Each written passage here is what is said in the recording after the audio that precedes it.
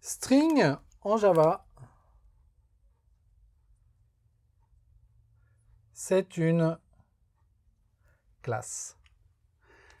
Il y a un type string en Java qui est un type propre, qui est un type particulier et qui est modélisé par la classe string. Donc une chaîne de caractères en Java, c'est pas juste un tableau de caractères avec un caractère de fin de chaîne à la fin.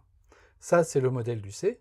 En Java, on a une classe string pour gérer les chaînes de caractères. Ça veut dire que je peux faire string s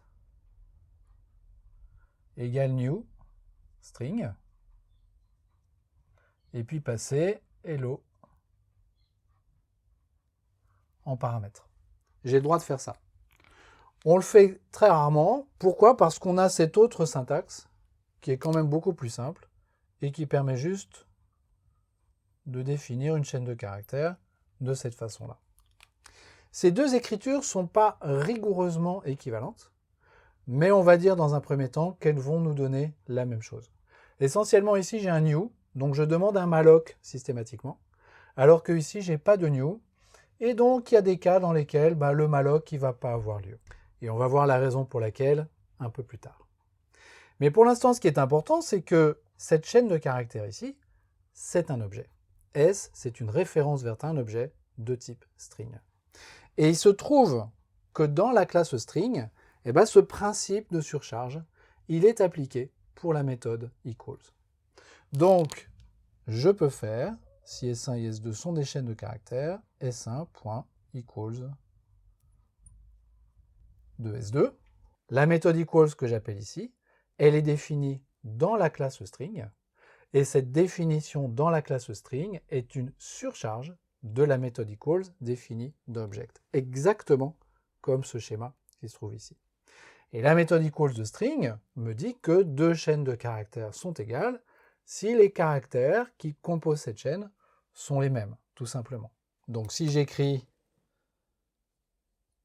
string S1 égale hello et string S2 égale hello, et que j'appelle S1.equals de S2, ça va bien me retourner true. Et donc, pour comparer des chaînes de caractères, c'est ce code-là qu'il faut écrire. Pourquoi? Parce que des chaînes de caractères sont des objets, et que quand on veut comparer des objets, c'est systématiquement la méthode equals qu'il faut appeler. Si j'écris S1 égale de S2, j'ai toutes les chances pour récupérer false, alors qu'en fait, les valeurs des chaînes de caractères sont les mêmes. S1 égale S2 compare les pointeurs, compare les références, alors que S1.equals de S2 va comparer le contenu en mémoire de S1 et de S2. Et donc, pour reprendre l'écriture de la méthode equals de user de tout à l'heure, quand on veut comparer les noms de U1 et de U2, il ne faut surtout pas écrire U1.nom égale U2.nom, parce que ça compare les références, ça n'a pas du tout marché. Ce qu'il faut bien écrire, c'est U1.nom, .equals de U2.nom, et ce faisant, on va utiliser la méthode equals de la classe string.